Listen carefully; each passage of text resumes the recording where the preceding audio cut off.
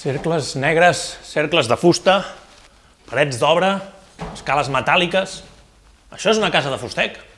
Doncs sí, és la casa Montsecopa, un projecte del Xevi Bayona i, sens dubte, una de les cases més especials que ha fet Fustec.